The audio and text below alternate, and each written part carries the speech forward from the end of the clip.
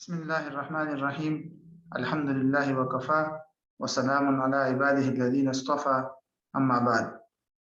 مقاصد شریعت کورس کی آج ہماری کلاس نمبر 15 ہے، اور آج کی کلاس میں ہم شیخ مصطفیٰ الزرقاء کی کتاب ہے الاستصلاح والمصالح المرسلہ فی الشریعہ الاسلامیہ و اصول فقہہ۔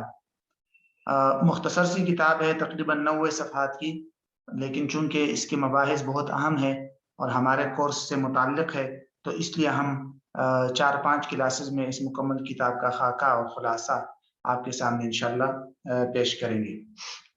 اس کے علاوہ اس کتاب کے ساتھ ساتھ ذاتی مطالعے کے لیے آپ ایک اور کتاب جو ہے وہ بھی رکھے، نظریۃ الاستحسان فی التشریع الاسلامی وصلتها بالمصلحہ المرسلہ۔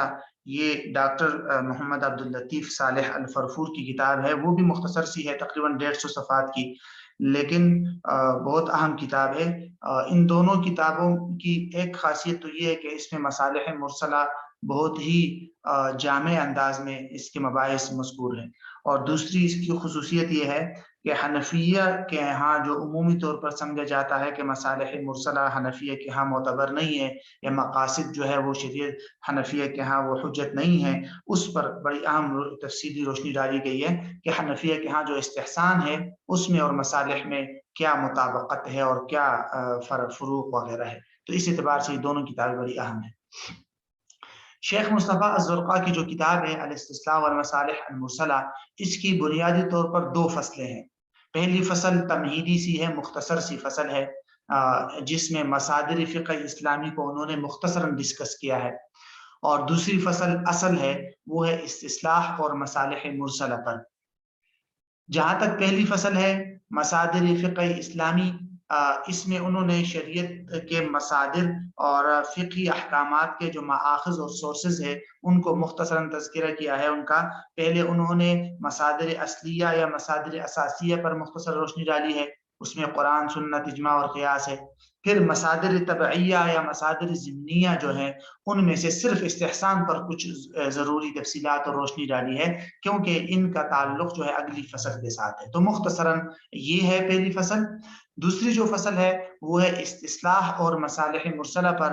اس فصل میں 8 نکات بیان کیے گئے ہیں، تو ہم انشاءاللہ کوشش کرتے ہیں کہ آج کی اس کلاس کے اندر پہلی فصل کا مکمل خلاصہ آپ کے سامنے پیش کریں، اور پھر اگلی انشاءاللہ 3 یا 4 کلاسز میں دوسری فصل میں سے ہر کلاس میں 2 نقطے کر کے انشاءاللہ 4 کلاسز میں یا 3 کلاسز میں اس دوسری فصل کو پھر پڑھیں گے۔ تو آج کی کلاس میں ہم اس کتاب کی پہلی فصل مصادر فقہ اسلامی پڑھیں گے، اس کے ساتھ ساتھ آپ اس کی پہلی فصل کا مطالعہ بھی کر لیجئے گا۔ جیسے میں نے آپ کو بتایا کہ پہلی فصل میں مصادر فقہ اسلامی یا شریعت کے سورسز اور مآخذ کا ذکر ہے، تو شریعت کے جو مصادر ہے احکامات جہاں سے فقہاء نے مجتہدین نے احکام مستنبط کیا ہے، وہ جو مصادر کہلاتے ہیں وہ 2 قسم کے ہیں۔ ایک ہے مصادر اصلیہ یا اساسیہ، اور دوسرے ہیں مصادر تبعیہ یا ضمنیہ۔ مصادر اصلیہ یا اساسیہ یہ بنیادی طور پر 4 ہے: قرآن، سنت، اجماع اور قیاس۔ قرآن کو مصنف نے کتاب کا نام دیا ہے، لیکن بہرحال مراد اس سے قرآن ہے۔ ان چاروں کے بارے میں مصنف نے جو کچھ تفصیلات لکھی ہے مختصراً ان کو آپ پہلے سمجھ جائیے۔ کتاب کے حوالے سے انہوں نے لکھا ہے کہ کتاب سے مراد قرآن مجید ہے، کہ جس کے اندر شریعت کے بنیادی اصول بیان کیے گئے ہیں اور کچھ خاص کر عقائد کی تفصیلات بیان کی گئی ہیں۔ تو یہ شریعت اسلامیہ کے لیے ایک دستور کی حیثیت رکھتی ہے، لیکن جیسے مصنف نے بلکہ تمام علماء یہی فرماتے ہیں کہ قرآن کے اندر تمام احکامات کی جزوی تفصیلات نہیں ہے، بلکہ قرآن کے اندر احکامات کے اصول اور ضوابط موجود ہے۔ ہاں البتہ یہ الگ بات ہے کہ عقائد کی تفصیلات قرآن کے اندر موجود ہے، لیکن دیگر احکامات مجملاً اور بیان کیے گئے ہیں اور ان کے اصول بیان کیے گئے ہیں بنیادی طور پر۔ یہی وجہ ہے کہ مصنف نے پھر کئی مثالیں دی ہے کہ قرآن میں مثال کے طور پر نماز، زکوٰۃ کا حکم ہے، لیکن اس کی تفصیلات نہیں ہے، رکعات وغیرہ اور زکوٰۃ کی مقدار وغیرہ نہیں ہے، وہ آپ صلی اللہ علیہ وسلم نے بیان کیے ہیں۔ ٹھیک ہے. اسی طرح قرآن کے اندر عقود کو مکمل کرنے کا حکم آیا ہے، اوفو بالعقود، بے کو حلال قرار دیا، ربا کو حرام قرار دیا، لیکن ان عقود کی تفصیلات نہیں ہے، بے باطل بے فاسد وغیرہ کی تفصیلات نہیں ہے، ربا کی مزید تفصیلات نہیں ہے. ٹھیک ہے. تو اسی لیے قرآن کے اندر پہلا نقطہ تو یہ ہوا کہ قرآن کے اندر اکثر احکامات کی اجمالی طور پر ذکر ہے، اصولی طور پر ذکر ہے، ہاں عقائد کی تفصیلات موجود ہیں. دوسری بات، کچھ احکامات ایسے ہیں جن کی تفصیلات، جزوی تفصیلات بھی قرآن میں موجود ہے. مثال کے طور پر میراث کی جزوی تفصیلات موجود ہے. اسی طرح لعان، اس کی جزوی تفصیلات موجود ہے، حدود وغیرہ، اور اس طرح محرمات، عورتوں کا تذکرہ، تو کچھ کا تفصیلی ذکر بھی موجود ہے، لیکن اکثر کا اجمالی اور اصولی تفصیلات موجود ہے. ٹھیک ہے. یہ تو ایک بات ہو. دوسری بات ہوگی. تیسری بات انہوں نے یہ بیان کی ہے کہ قرآن کے اندر جو اجمالی تفصیلات ہے، اس کا ایک بہت بڑا فائدہ یہ بھی ہے کہ اس سے انتظامی معاملات میں کافی معاونت ملتی ہے، کہ انتظامی معاملات لوگ اپنی رائے کے مطابق وہ کر سکتے ہیں، لیکن اصول قرآن سے لے لیا جائے. مثلا قرآن کے اندر شورا کا تذکرہ ہے، تو اس شورا کے اندر سیاستی معاملات کے اندر لیا جا سکتا ہے، لیکن اس کا طریقہ کار اور عمل کوئی بھی ہو سکتا ہے، وہ جمہوری ہو، خلافتی ہو، کوئی بھی طریقہ ہو. ٹھیک ہے. یہ نقطہ بھی انہوں نے ذکر کیا ہے. اسی طرح قرآن کے اندر عدل و انصاف کے قیام کا ذکر ہے، لیکن اس کی کوئی خاص طریقہ کار نہیں ہے. تو طریقہ کار ہر معاشرے میں الگ اختیار کیا جا سکتا ہے، ہر حکومت. بہرحال تو خلاصہ کیا ہوا کہ چونکہ قرآن کی جو نصوص ہے وہ مجمل ہے، اس میں صرف اصول ہے، اس کی کیفیات، کمیات اور تفصیلات وغیرہ کا ذکر نہیں ہے، تو اسی لیے ضرورت پڑی اس کی تفصیل کی کہ بھئی اس کو آگے تفصیلات اس کی کوئی بتائے. تو اس کے لیے پھر سرور دو عالم صلی اللہ علیہ وسلم کو یہ ذمہ داری دے دی گئی، اور ہمیں یہ حکم دے دیا گیا کہ وما آتاکم الرسول فخذوه وما نهاکم عنه فانتهوا، کہ آپ صلی اللہ علیہ وسلم اس کی قرآن کی تفصیلات بتائیں گے، اور جو کچھ بتائیں گے وہ ہم لیں گے. تو بہرحال یہ خلاصہ ہے پہلے نقطے کا. دوسرا جو مصدر ہے یا مأخذ ہے وہ ہے سنت. ٹھیک ہے. یہاں پہلی بات تو یہ ہے کہ سنت اور حدیث میں کیا فرق ہے. انہوں نے پہلے اس پر مختصر روشنی ڈالی. خلاصہ یہ ذہن میں رکھیے کہ اس بارے میں علماء کی دو رائے ہیں. ایک رائے تو یہ ہے کہ سنت اور حدیث میں کوئی فرق نہیں ہے. سنت اور حدیث دونوں کس کو کہتے ہیں؟ ما جاء منقولا عن الرسول من قول او فعل او تقریر، کہ آپ صلی اللہ علیہ وسلم کے اقوال، افعال اور تقریرات جو منقول ہے وہ سارے کے سارے سنت بھی ہے اور حدیث بھی ہے. اس معنی میں سنت اور حدیث میں کوئی فرق نہیں ہے. لیکن کچھ علماء جو ہے وہ فرق بھی کرتے ہیں. وہ کہتے ہیں کہ بھئی نہیں، سنت جو ہے وہ صرف اس عملی حدیث کو کہتے ہیں، یا اس عمل کو کہتے ہیں جو آپ صلی اللہ علیہ وسلم کے زمانے میں رائج عمل جس پہ ہو رہا تھا، اس کو کہتے ہیں سنت. اور جہاں تک قولی اور تقریری احادیث وغیرہ ہے وہ سنت نہیں ہے، وہ صرف حدیث ہے. تو اس اعتبار سے نتیجے میں فرق ہو جائے گا. کیسے کہ کبھی کبھی آپ صلی اللہ علیہ وسلم سے کوئی لفظی حدیث جو منقول ہو، جس پر عمل نہ ہوا ہو، تو وہ سنت نہیں ہے، وہ حدیث ہوگی. ٹھیک ہے. اسی لیے علماء یہ بھی کہتے ہیں نا کہ کبھی کبھی کہ بھئی آپ صلی اللہ علیہ وسلم سے لفظی حدیث تو یہ منقول ہے، لیکن سنت یہ نہیں ہے. مثلا کہتا ہے کہ جاء فی الحدیث کذا لیکن السنت علی کذا، کہ بھئی لفظی حدیث تو یوں ہے، لیکن آپ صلی اللہ علیہ وسلم کے زمانے میں عمل اس حدیث کے دوسری طرف ہو رہا تھا، یا کسی اور صورت پہ ہو رہا تھا. تو ایسی صورت میں پھر کبھی کبھی سنت اور حدیث میں تعارض بھی ہو جاتا ہے، اور اس تعارض کو دور کرنے کے لیے پھر علماء کبھی کبھی حدیث اور سنت میں تطبیق دینے کی کوشش کرتے ہیں اگر ممکن ہو. اگر تطبیق ممکن نہ ہو تو پھر ترجیح دیتے ہیں، سنت کو یا حدیث کو کسی ایک کو وجہ ترجیح کی بنیاد پر ترجیح دے دیتے ہیں. اگر ترجیح بھی ممکن نہ ہو تو پھر نسخ پہ عمل کرتے ہیں، ایک کو ناسخ قرار دیتے ہیں اور دوسرے کو منسوخ. تو بہرحال یہ تو خلاصہ ہے پہلے سنت اور حدیث سے متعلق. دوسری بات، سنت جو ہے یہ شرعی احکامات کے لیے دوسرا بنیادی اور اہم مصدر اور مأخذ ہے. ٹھیک ہے. کہ قرآن کے بعد اس کا نمبر آتا ہے. اس کے لیے ایک اہم پوائنٹ یہ ذہن میں رکھیے کہ مصنف کے بقول فرماتے ہیں کہ سنت جو ہے یہ ایک جہت سے مستقل مأخذ اور سورس ہے، اور ایک جہت سے یہ غیر مستقل ہے، قرآن کے تابع ہے. یعنی سنت کی دونوں جہتیں ہیں، سنت اور حدیث کی دو جہتیں ہیں. ایک جہت کے اعتبار سے یہ مصدر اور مأخذ ہے مستقل طور پہ، اور دوسری جہت سے یہ ماخذ اور مصدر ہے تابعا للقرآن. کیوں؟ اس لیے کہ سنت مستقل ماخذ اس لیے ہے کہ سنت کے اندر بہت سارے ایسے احکامات آئے ہیں جو قرآن کے اندر نہیں ہیں. تو اس سے پتہ چل رہا ہے کہ سنت ایک مستقل ماخذ ہے. مثلا دادی کی میراث ہے کہ نہیں، اس طرح اور بھی بہت سارے وہ ہے احکامات ہے جس کا قرآن کے اندر ذکر نہیں ہے. تو اس اعتبار سے سنت ایک مستقل ماخذ اور سورس ہے. لیکن دوسری جہت سے سنت تابع ہے قرآن کا. کیوں؟ کیونکہ سنت کے اندر کوئی بھی ایسا مسئلہ، کوئی ایسا حکم نہیں ہے جو قرآن کے کسی حکم یا کسی اصول اور مبادی سے ٹکراتا ہو، تعارض ہوتا ہو، بلکہ سنت کے لیے بھی ایک قسم کا یہ سمجھ لیجئے کہ ضروری ہے کہ وہ قرآن کے اصول اور مبادی اور قرآن کے احکامات کے ہم آہنگ ہو اور موافق ہو، اس کے ساتھ اس میں تعارض نہ ہو. تو اس جہت سے معلوم ہو رہا ہے کہ سنت ایک جہت سے قرآن کے تابع بھی ہے. تو بہرحال خلاصہ یہی ہے کہ سنت ایک ماخذ ہے، مستقل بھی ہے، اور قرآن کے ایک جہت سے قرآن کے موافق یا قرآن کے تابع بھی ہے، اور سنت کے بغیر قرآن کا سمجھنا ناممکن ہے. ٹھیک ہے. پھر آخری نقطہ یہ ہے کہ سنت یا حدیث جو ہے، چونکہ آپ صلی اللہ علیہ وسلم کے بعد یہ ہم تک جو ہے وہ نقل ہوا ہے، تو اس لیے علماء نے پھر الگ اصول بتائے ہیں، اس کی اقسام بتائی ہے، متواتر، مشہور وغیرہ، اور پھر اس کی شرائط ہیں. ٹھیک ہے. تو وہ شرائط پھر آپ اصول فقہ کی کتابوں میں دیکھ لیجیے. تو بہرحال یہ دوسری قسم ہے سنت سے متعلق.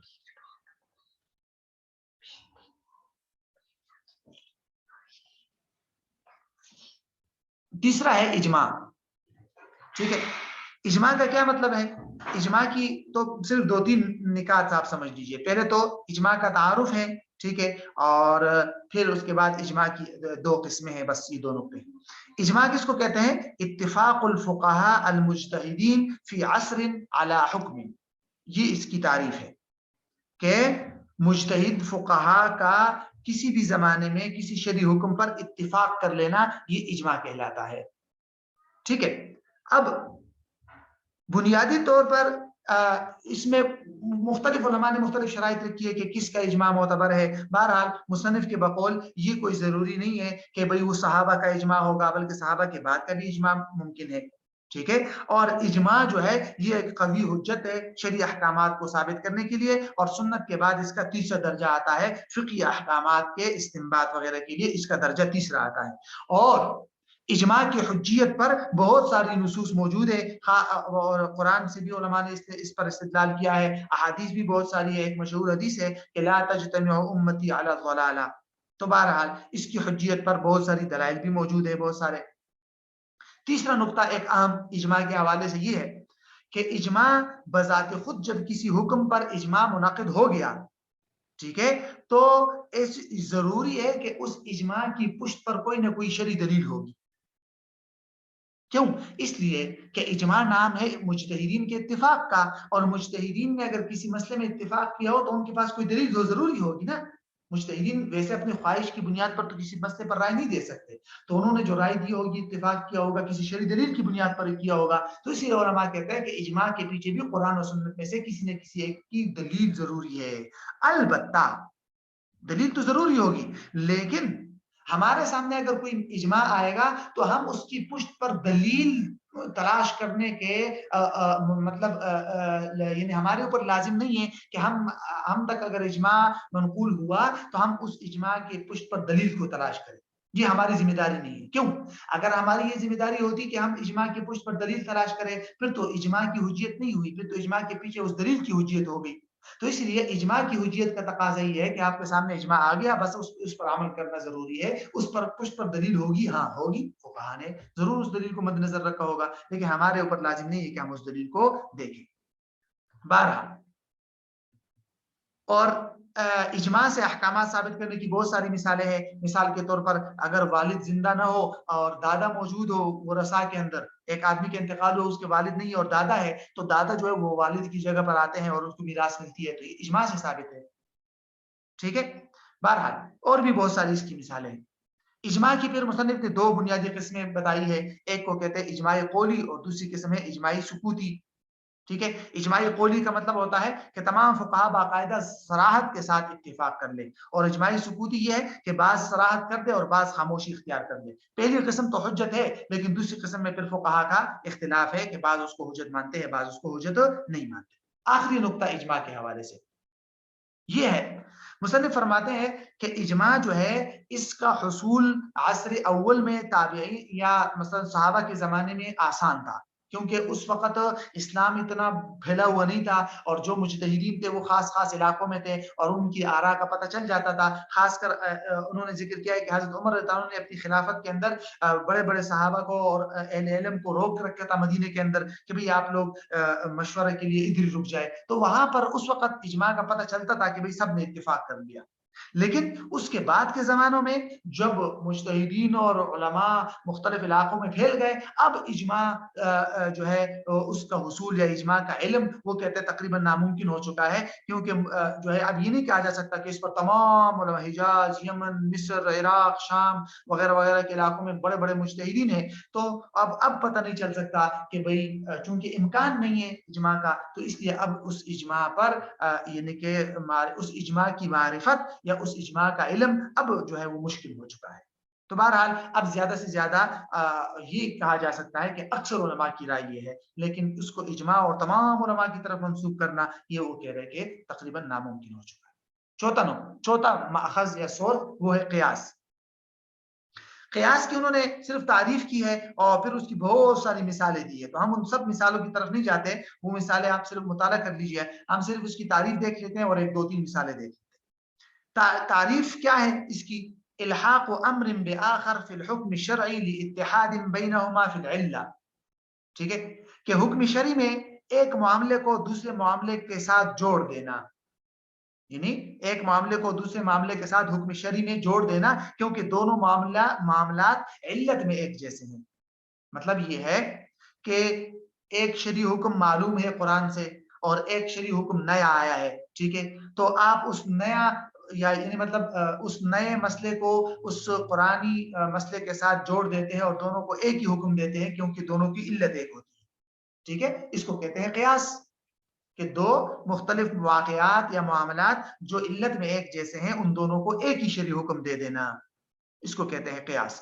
اس کی مزید تفصیلات آپ دیکھ سکتے ہیں پھر اصول فقہ میں کہ اس کے ارکان کیا ہے، اس کی شرائط وغیرہ کیا ہے۔ بہرحال قیاس کا جو مرتبہ ہے یہ چوتھا ہے کتاب سنت اور اجماع کے بعد، لیکن انہوں نے لکھا ہے کہ قیاس کا فقہی احکامات میں اثرات بہت زیادہ ہے قرآن سنت اور اجماع کے حوالے سے کی بنسبت، کیونکہ جیسے میں نے بتایا قرآن کے اندر تو صرف اجمالی طور پر چند احکامات ہے، سنت میں بھی چند احکامات ہے، اجماع بھی کچھ احکامات پر ہوا ہے، سب پر تو نہیں ہوا، زیادہ پر نہیں ہوا، تو قیاس ایسی چیز ہے یا اجتہاد ایسی چیز ہے کہ جس کی وجہ سے فقہ کا بہت بڑا ذخیرہ اسی چوتھے نقطے کی بنیاد پر وجود میں آیا ہے، ٹھیک ہے، اور وہ ہے قیاس، کیونکہ ہر مجتہد نے اجتہاد کر کے احکامات دیے ہیں، اور نصوص قرآن و سنت کے نصوص تو محدود ہے، واقعات غیر محدود ہے، تو اس غیر محدود واقعات کو ہم محدود نصوص سے کیسے معلوم کریں گے؟ یہی تو قیاس ہے، اور قیامت تک شریعت جو باقی ہوگی وہ اسی بنیاد پر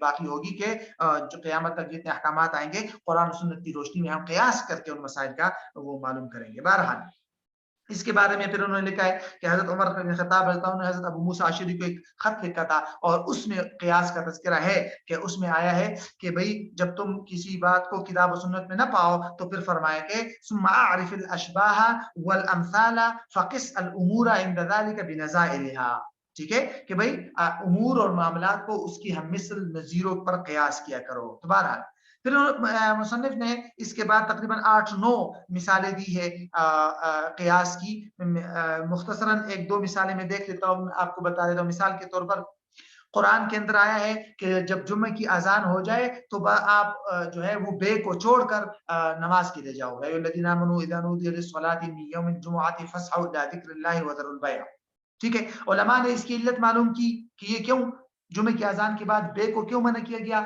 علت ہے کہ بھئی سعی کے اندر خلل آتا ہے، ٹھیک ہے، سعی کے اندر کیا آتا ہے، یعنی جو صلاۃ واجبہ ہے اس سے غفلت ہوتی ہے، سعی کے اندر خلل آتا ہے۔ تو یہ علت جہاں جہاں پائی جائے گی، یعنی بے کے علاوہ اجارہ، رہن، کوئی اور معاملہ کوئی کرتا ہے اور اس کی وجہ سے سعی میں خلل آتا ہے، تو وہاں پر بھی یہی حکم لگے گا کہ وہ بھی منع ہے۔ دیکھیے قیاس کی بنیاد پر دیگر معاملات کو منع کر دیا، قرآن کے اندر تو صرف بے کو منع کیا گیا، ٹھیک ہے۔ اسی طرح شریعت کے اندر کچھ ایسے نصوص اور احکامات ہیں جو یتیم کے جو نگران ہوتا ہے اس کے متعلق ہے کہ بھئی اس کی کیا ذمہ داری ہے، یتیم کا جو نگران ہوتا ہے اس کی کیا ذمہ داری ہے۔ تو علماء نے دیکھا کہ بھئی اس کی جو بنیادی علت جو ہے، وہ بنیادی علت کیا ہے کہ بھئی ان کا مال یعنی وسیع کا جو نگران ہوتا ہے وہ، اور وقف کا جو نگران ہوتا ہے وہ دونوں چونکہ مشابہ ہوتے ہیں، تو وقف کے نگران کے لیے بھی وہ تمام ذمہ داریاں ہیں کہ وہ خیال رکھے مال کا وغیرہ وغیرہ۔ تو یہ اس کو بھی قیاس کی بنیاد پر وہ کیا ہے۔ اسی طرح بہت سارے احکامات قرآن و حدیث کے اندر جو بے کے بارے میں آئے ہیں اس کو علماء نے اجارے پر بھی منطبق کیا ہے، کیونکہ اجارہ بھی ایک قسم کی بے ہے، کیونکہ اس میں سروسز اور منافع کی بے ہوتی ہے، یہ بھی قیاس کی مثال ہے، ٹھیک ہے۔ اور بھی انہوں نے بہت ساری مثالیں دی ہیں، مثال کے طور پر وکالت، یعنی ایک انسان دوسرے کو جو وکیل بناتا ہے اس وکالت پر فضولی کو قیاس کر دینا کہ فضولی اگر کوئی معاملہ کر لے اور بعد میں کوئی انسان اجازت دے دے تو یہ جائز ہے، کیوں؟ لأن الاجازت اللاحقہ تعتبر کالوکالۃ السابقہ، یہ بھی ہے۔ بہرحال تو بہت ساری ایسی مثالیں قیاس کی آپ کو مل جائے گی، وہ مثالیں آپ اس میں دیکھ لیجئے گا۔